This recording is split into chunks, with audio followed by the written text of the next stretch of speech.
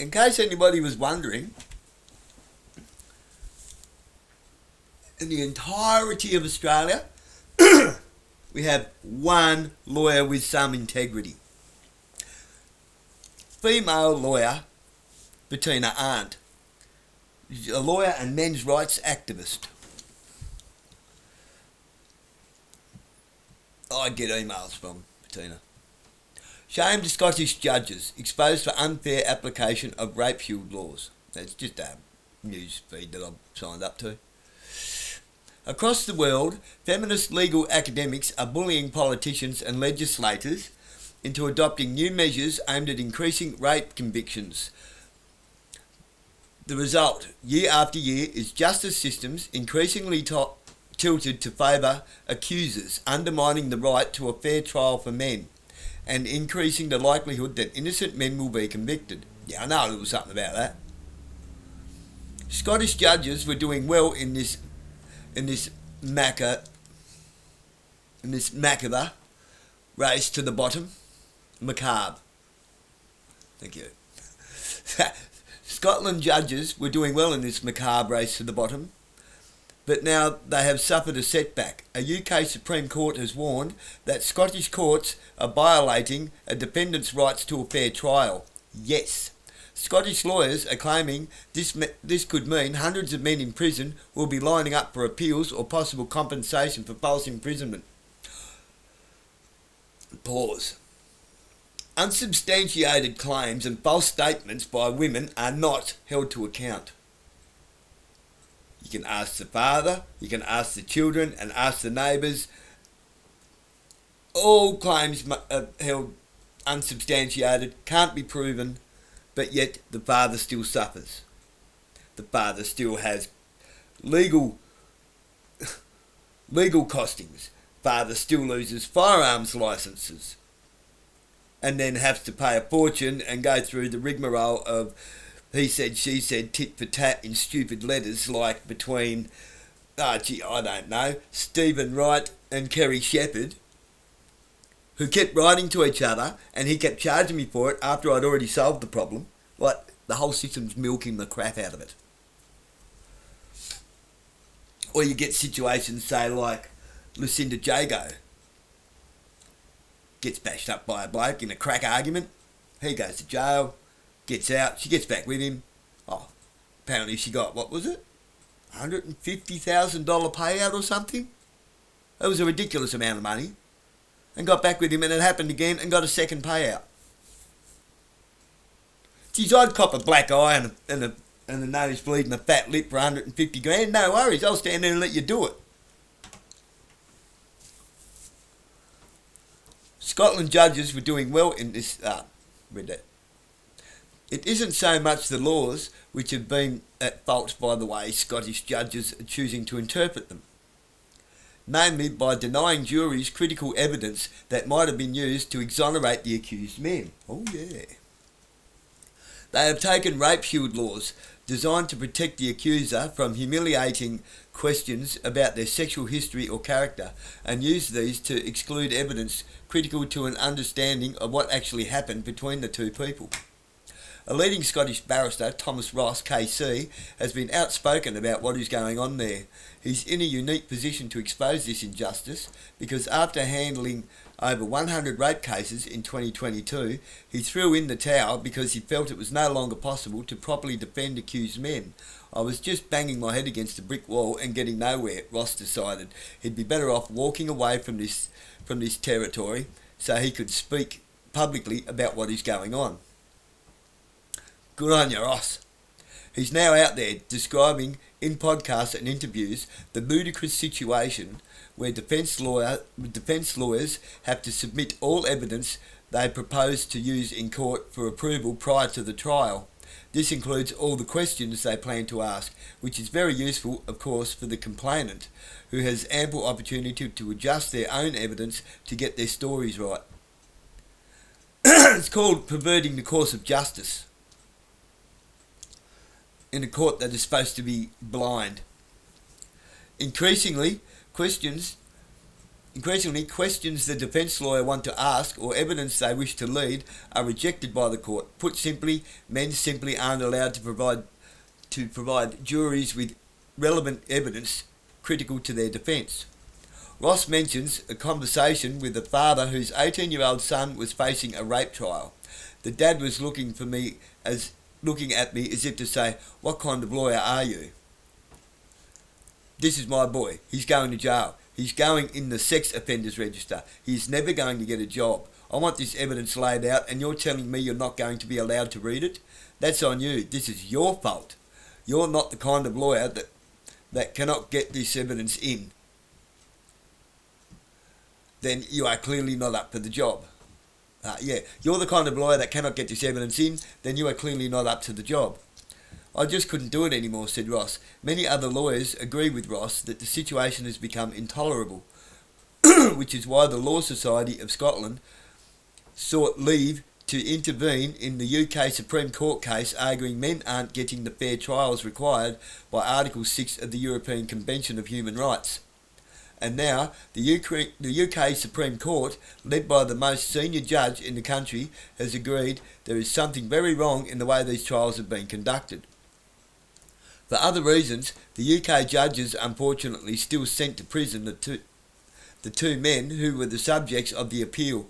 One of these was Andrew Keir, who was sentenced to 5 years in prison for raping a drunk and sleeping woman at his home, but evidence withheld from the jury included CCTV footage showing an earlier drinking session at the pub where the woman, a work colleague of Keir, kissed him and beckoned him into a disabled toilet where, when he emerged, the couple were thrown out of the pub as it was assumed they had been having sex, yet the CCTV footage was cut by the prosecutors to exclude all evidence of this earlier sexual contact.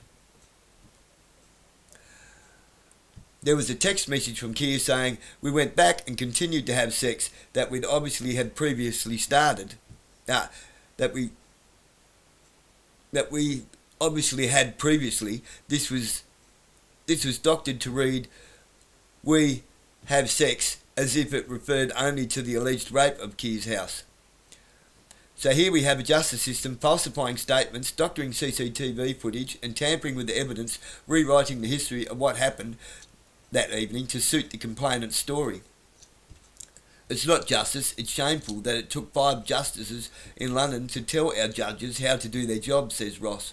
Scottish academic Stuart Waiton, writing about this in The Spectator, describes the case as one of the most egregious examples of miscarriage of justice he has ever seen. The other case dealt with by the UK Supreme Court involved David Daly, a man found guilty of historic child abuse. Excluded from the evidence presented to the jury was the fact that the complainant told police that the rape led to her getting pregnant and having a child, a claim which was found to be untrue. The defence was not allowed to question her about this fake pregnancy because it was not deemed relevant to the rape case, so a bald lie used by an accuser to bolster her case is not relevant. Early last year, I wrote about Mark Catelli, a Sydney gelato salesman who was accused of sexual assault by a woman who had made similar accusations about 2 other men in the previous 2 years. He was facing a jury trial where the defence team was prohibited from mentioning these false allegations under New South Wales rape shield laws. Luckily, Catelli's case was dropped, but only because the complainant failed to show up for various hearings. New South Wales is the only Australian state territory which prohibits evidence from previous false allegations. The state seems determined to remain a prime mover when it comes to even more draconian rape laws. In 2022, New South Wales led recent moves to introduce affirmative or enthusiastic consent laws, which are proving very successful at having more men sent to prison. Now, when it comes to false accusation stuff, in my situation, which cost me quite a bit of money, and the kids, their mother, and everyone in her family has this false misconception about me, and they won't even talk to their grandkids now because they chose to live with me. Yeah, well done, Burnie Police. Well done. You fucking idiots. My autistic son was snobbed by his grandfather at Centrelink yesterday. Refused to talk to him. Because his mother won't pick him up. Because he doesn't want to talk to his mum anymore because obvious, who has also had made false claims in the past and was proven in court when she cried false rape claims against Aaron Bremner, who was forced to have to leave the state over it. None of that came into account of her statement. Nothing was ever checked. The police came here, done a welfare check, talked to me, spoke to the kids, and tried to con the kids into making statements into, oh, you know, you can talk to us, it doesn't matter, don't worry about your dad. I said, no, you can talk. I said, you can talk to them. Not try to pester them or intimidate them into making a false statement.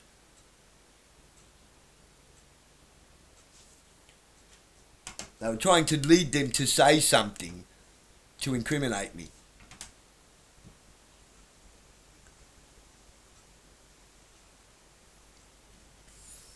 Two weeks ago, a man's post appeared on Reddit warning men in Australia to learn from his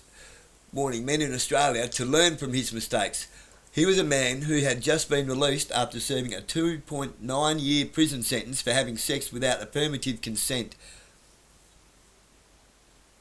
What are they got to talk like canine now, do they? Affirmative, doctor.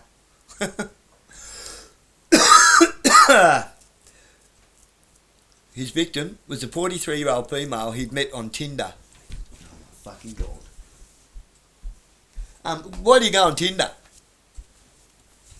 To order pizza, huh? He was 47 at the time. He invited her to his house, asking her on the phone to come over for sex without strings. The one-night stand was nothing out of the ordinary. Lots of kissing, touching, normal sex. I grew up in an era of no means no. My victim never said no, nor did she push me off, he wrote, explaining he assumed everything was good from the woman's positive reaction at the time. But he's since learnt that wasn't good enough. He needed to check he had positive and enthusiastic consent. That became very clear the next day when a squad of 6 police officers came to his flat, unannounced, busted down the door with a battering ram that cost me $5,000 to repair and took evidence, sheets, condoms, clothes, etc. I was on remand in jail for close to a year, negotiating with the Department of Public Prosecutions and waiting for my trial in horrible, smelly old jails full of roaches and scummy people. No fun at all. No, it's not, is it? At his trial, he was lucky to escape with a sentence of only 2.9 years, non-parole, 4.5 years in total. His advice to other men: record everything and constantly check your partner is okay with everything you do. Secret recording is not illegal unless it is played to a third party and can even legally be used in court to disprove evidence given against you. Right, okay. She's a lawyer, she'd know. Since discovering the Reddit post, I tracked down the shattered man, now facing the prospect that he will never again get a job in the banking industry. I think he was set up, which previously employed him, but putting his ordeal in perspective was the fact that while he was in prison, his 5-year-old son from a previous relationship was with his grandfather on the day of the Bondi massacre. His brave grandfather used his body to successfully shelter the boy from the bullets. Oh my God. Meanwhile, the feminist quest to destroy the lives of men continues unabated. Okay, now I believe that was real bullets, because Bettina Arndt's not full of shit. It's the one lawyer in Australia that I will tell you is not full of shit. The one. The only. I mean, it's a woman sticking up for men's rights against feminists. That pretty much says it all, doesn't it? Meanwhile, the feminist quest to destroy the lives of men continues unabated. Many other Australian states have now joined New South Wales in legislating affirmative consent. Victoria, Queensland and ACT, Tasmania has similar laws dating back to 2004. The ACT is going great guns, a recent report in the Canberra Times claimed. There were at least 20 times as many sexual offence charges laid in the last quarter of 2024 compared to five years earlier. and that their new affirmative consent laws were contributing to the success. A few days later came the embarrassing retraction. The Justice and Community Safety Directorate had erred. New statistics showed only 3.5 times more charges in 2023 than 2020. Who knows what's really going on here? But local ACT lawyers report that the current policy is that all sexual assault cases are shoved through the trial. No investigation is needed. Let the court decide. And no one gives a hoot about the impact on accused men. Look what happened in New South Wales when the DPP, Sally Dowling, called an audit of sexual assault cases after 7 district court judges had criticised meritless cases being pushed through to court. The result was a whitewash, finding 97% of cases complied with the guidelines and only 17 cases being discontinued. Meanwhile, our jails are full of accused men who haven't even had a trial. 2 years ago, I reported that 42% of the men in prison in New South Wales are on remand. They haven't faced trial. Most of these are sexual assault or domestic violence cases. But, at least in Australia, rape shield requirements have not yet reached the absurdities exposed in Scotland. Although evidence or questions about a complainant's sexual history, behaviour, may be excluded, we don't have the mandatory pre-approval process seen in Scotland. Not yet. Note that the recent Australian Law Reform Commission inquiry looked at judicial responses to sexual violence, which released its recommendations a year ago, proposed ground rules, hearing pre-trial, which would set us on a similar path to what is happening in Scotland. And in Canada, the crippling effects of Canadian pre-trial hearings is a regular topic on the excellent YouTube video series Not on Record, which features criminal lawyer Joseph Newberger and legal researcher Diana Davison, long known for her work supporting wrongfully accused men. Davison explains that Canadian defence lawyers are not allowed to talk about anything of a sexual nature unless it is approved in a pre-trial motion, nor can they discuss consensual sex that preceded or followed the alleged rape. The fact the complainant gets to see all the defence evidence and questions in advance means her evidence can be tailored and sanitised. Kind of the same way politicians and council do, because you have to submit your questions a week prior and you're only allowed to ask 2.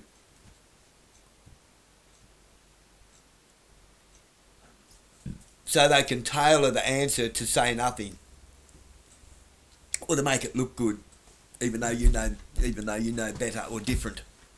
It looks good to everyone else. That's all that counts. As long as they can try and make you stupid for asking the question. Norberger recently won a recent case involving a 19-year-old student who was accused of sexual assault and violence against another student. In dismissing all charges, the judge noted that the girl had tailored her evidence after learning how the defence team planned to shoot down her claims. The judge ended up apologising to the accused. On behalf of the Administration of Justice for the Province of Ontario, I wish to apologise for the significant inconvenience and expense to which you have been subjected as a result of these proceedings. Across the world, wrongfully accused men deserve similar apologies. Of course, if the police and prosecution did their jobs fairly in the first place, such cases would never reach court. But the misandrist culture we are in makes this increasingly unlikely.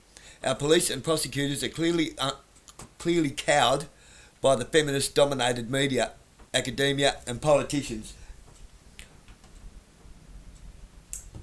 and commissioners like Donna Adams.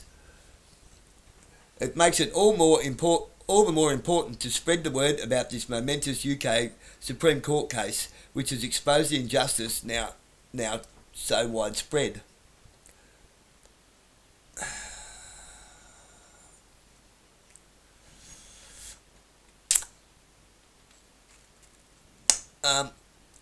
Get on to and check out the Tina Arndt on YouTube.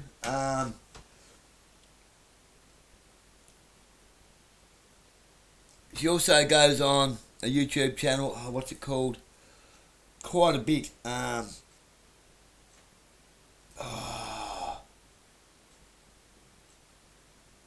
find it and I'll leave a link. I'll leave a link to one of their shows in the description. Now, Advocate News. See, isn't it funny? We've had all this stuff about a judge and people hopping up and down about family violence here in Tasmania. A massive recruiting push is on. We're getting an $86.5 million courthouse with a skywalk from the police station straight to the courthouse. How many people are going to get frog marched straight to court, straight to prison, while there's kids or whatever sitting at home waiting for mum or dad to come home but don't come home? Because trust me, they don't give a shit. Because when they took me away, my kids sat here wondering. I was gone for hours and hours, and they sat here wondering whether I was going to come home or not. Crying. Yeah, let's talk about family violence, will we? Cody Welsh, a boy, had one career dream growing up, to be a police officer. Yeah, there's plenty of Welches in the police. On February the 18th, his dream became reality as he began his new job in Burnie. Of course he began his new job in Burnie. Burnie is the training ground for the police in Tasmania. That's why we're inundated with kids with badges and guns. His home city. I thought I'd seen you around somewhere, boy. As one of 4 new graduates in the region. Constable Welsh. Why don't they call them what they are? Here. Before I go on with it. Go do an apprenticeship. Me as a qualified panel beater, right? I've done a 4-year apprenticeship, which pretty much set me up to learn how to become a decent tradesman. It's an ongoing, forever changing industry, just like police would be, with an ongoing, ever changing world where we're forced to take on new technology all the time. Certain crackdowns on drugs create different types of drugs which are harder to detect and made out of different compounds, because they make these compounds harder to get hold of. You see how it feeds itself, and the drugs just get worse and dirtier and weirder. But you've got to do a 4-year apprenticeship, and then you're ready to enter into the world. And I would not suggest to anyone to think about starting a panel beating business or anything like that and actually calling themselves a real panel beater for another good at least 3 to 5 years in the industry. You're not ready to deal with customers until you've dealt with customers. You get what I'm saying? So this constable bullshit, they should be walking around with an L plate on. I'm not even kidding. They should have some kind of identification on them to show that they've only been an officer for so long. L plates and P plates. We've got to do it to drive a car. So that we know that we're dealing with someone who has bugger all experience as a police officer, and we look at them and we're like, yeah, you haven't even lived yet, you're still a kid. Or even an older officer who might have plenty of life experience of some sort, but new to policing. They might have 10 years of life being an asshole and getting away with it because their family are police. Oh yeah, that happens. Trust me. Ask Dean Hanson, the biggest bike thief in Devonport that I went to school with. Sergeant Hanson's son. Constable Welsh said he aspired to work in either the family violence unit or drug squad during his career. What do you know about drugs, mate? See what I'm saying? The kids who think they know shit. And he wants to work with family violence or in the drug squad. Somebody who probably doesn't have kids, who knows nothing of life, who knows nothing about family, and knows nothing about drugs. Or the life of drugs, the pathway of drugs. Have you noticed how they put the young and impressionable go-getters with a fire in their belly in these positions who know absolutely nothing about the flow of drugs, where the drugs actually come from? Does he even know that it's his higher up bosses that are feeding the system with drugs? I don't give a shit. I'll tell you the truth. Because nobody else is, are they?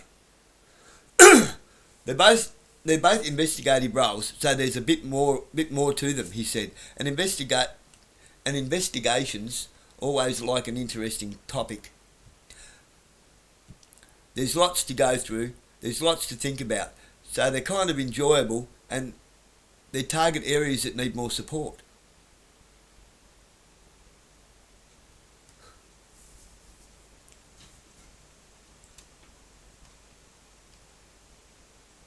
Well indoctrinated, well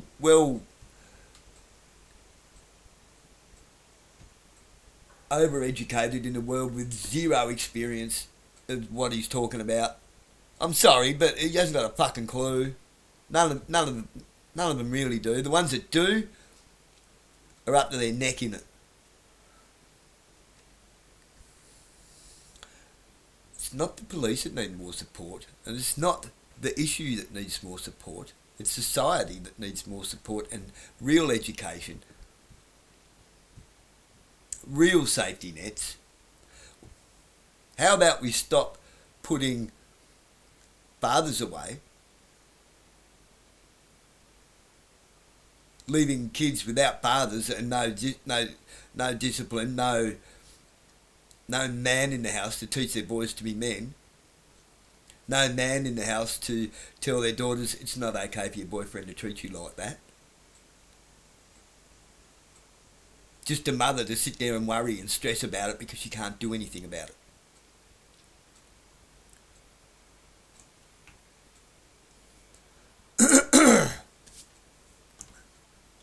Getting involved in helping people in those big areas is going to be good. Constable Welsh said a family violence case, the victim's safety was the priority. In the family violence case, the victim's safety was a priority. Define family violence. A bloke that's constantly putting up with whinging and bitching and he's just trying to be there as a dad for his kids. Just trying to do the best he can to hold things together because he knows when it comes down to it, he's got no hope of winning the fight. So he puts up with the argument. He becomes the one that stands in between the screaming, raving mother who pisses all the family money up the wall or goes to the pokies or is running around or watching stupid shit on TV all day while he goes to work. Because feminism, because of her stupid friends and what's he done for you lately? I'm sorry, but that's just the way the family unit has gone, hasn't it? Women having kids to multiple blokes who all get kicked in the guts. For example, Michelle Brown. How many kids has she got to how many different dads? And I think it's pretty sure it's 3 or 4 of them. She's accused of tampering with the kids and taking them to court and stop them seeing their kids. Now either she's a no good or she's a no good. One way or the other, she's no good. She's either got a thing for creepy men or she likes to use men for financial gain and just spits out kids.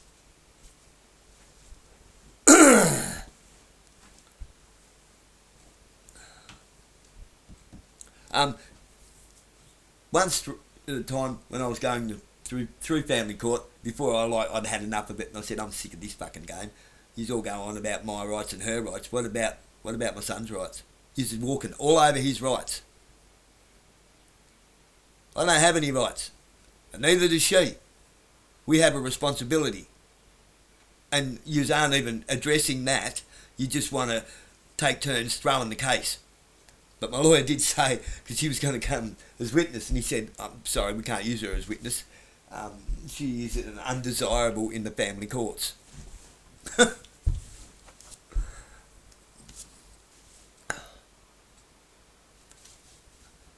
The family court's a racket. Getting involved and helping people in those big areas is going to be good. No. It's going to just be somebody else sticking their nose in where it's not wanted. Constable Welsh said in a family violence case, victim safety was a priority. There's a lot that goes into it, and a lot of it's about victim safety, he said. Victim safety comes first for a lot of it. It can hamper investigations, but the primary target is to make sure the victim is safe. The victim is safe. The safe victim, victim safe, victim safe. Do you know who the victims are? Do you even know who the victims are, boy? The children. I'm sorry, this fucking makes my blood boil, this shit. That little kid there. Look at them. They're fucking kids.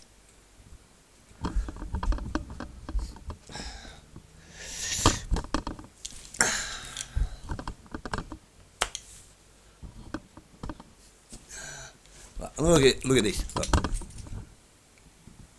Kid. Scruffy bastard. Get that shit off your lip.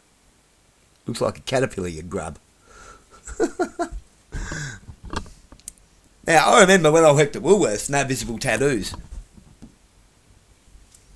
What happened to standards?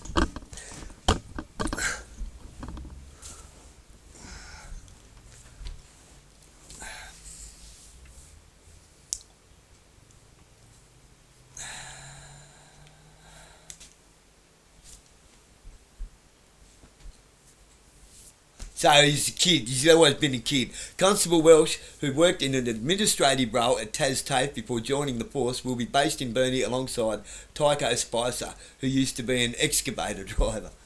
Okay? An excavator driver. He's had some life experience.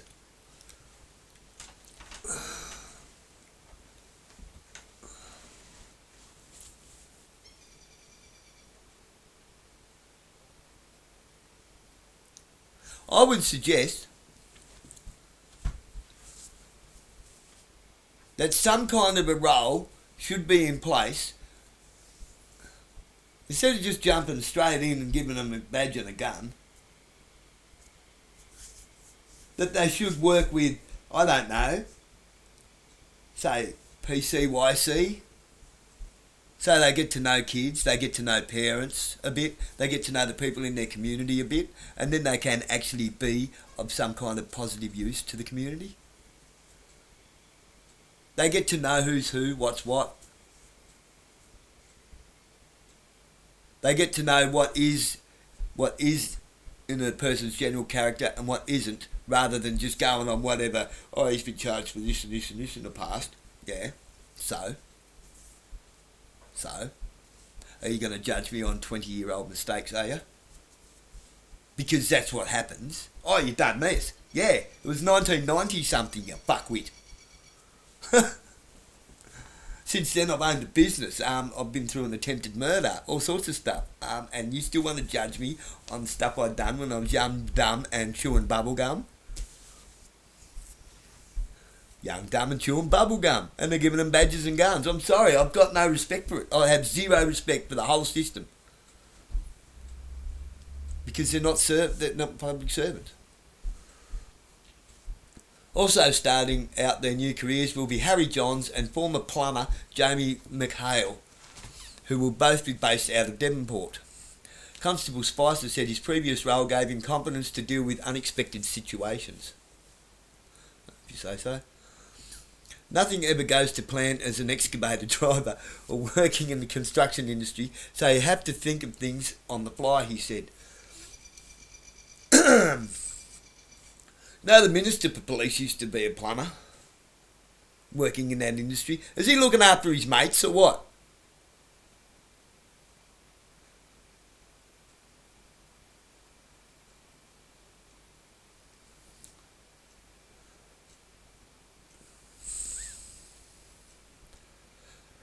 It's similar to policing, where you don't know every situation. It's never going to go exactly to plan, so you have to trust your instincts. It is nothing like it. Not even close. You're dealing with different people all day, every day, and every single mindset is different because it has had different life experiences, different trauma, different educations, different misconceptions, different real education, unlike this stupid DEI bullshit that we're putting up with today, diversity, equity and inclusivity.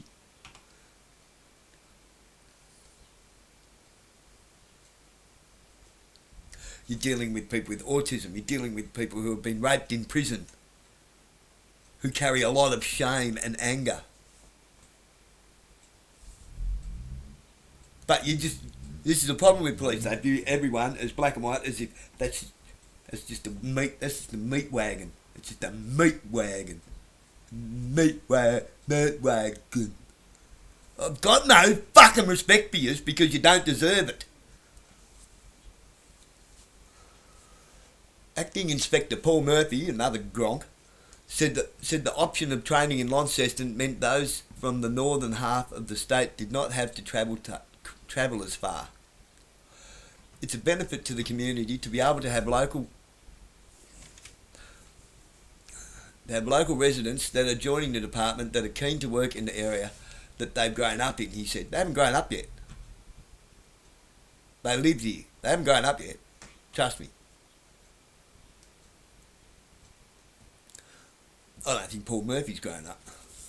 We've recently introduced a northern course which a number of these members have undertaken, where they undertake their training in Launceston instead of having to travel to Hobart. It's tick and flick. Have you ever done any courses lately for safety things or anything like for white cards? It's just tick and flick. They just give you the answers. Yep, up you go. There's your certificate. Tick and flick. We've recently introduced a northern course, blah, blah, blah, blah.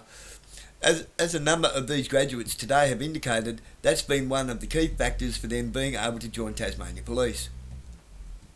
We encourage those from the northwest to consider joining Tasmania Police, to know they do have the option of doing the training in the north and they don't have to travel to the south for that option.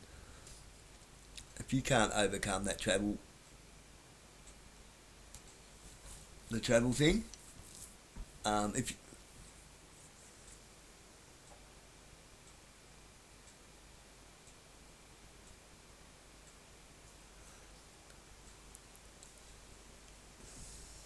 I,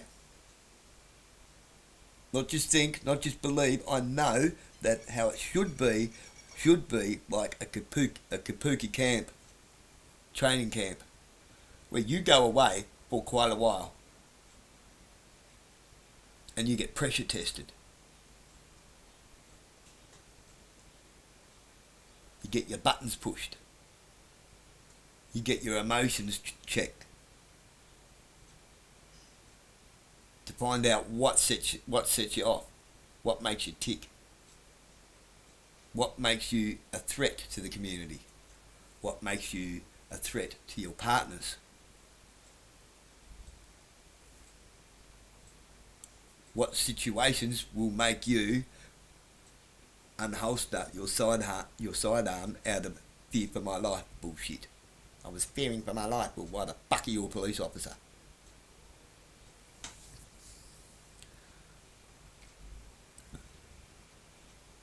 An officer who fears for their life will not die in the line of duty to save a civilian.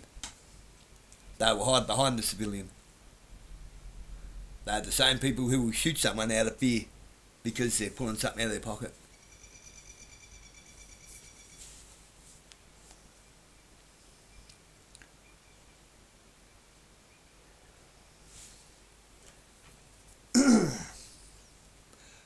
My comment to that Advocate newspaper, I'm surprised they haven't deleted it.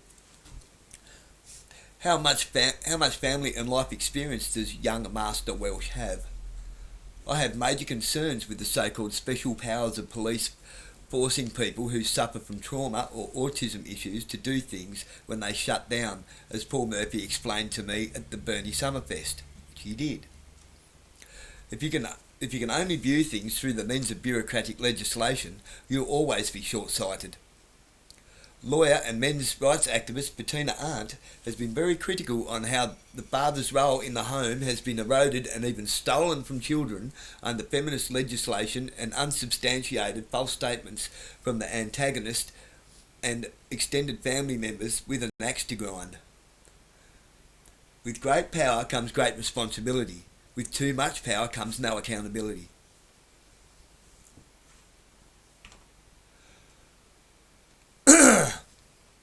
I'll get a bit angry and animated. It's controlled. It's a little bit for show. I wasn't too bad at drama at school, but I can't be fake. Okay? I don't know how to be fake. It's real, but it's controlled, and it's to add emphasis to my point.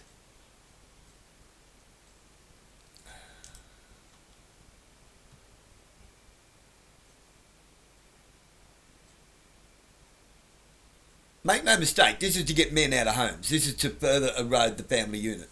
Nothing more. Nothing more. You couple that with the fact that now they want 3-year-old kids to be at school for 5 days a week. Oh, it'll help parents out so that they can work more and it'll cost them less for childcare. Yeah, I love how they sell that one. It's to estrange the children from their parents.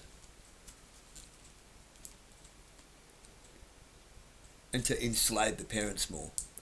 While you're too busy working and you're too busy and they've got all that time to get inside your kids' heads and turn them into these gronks.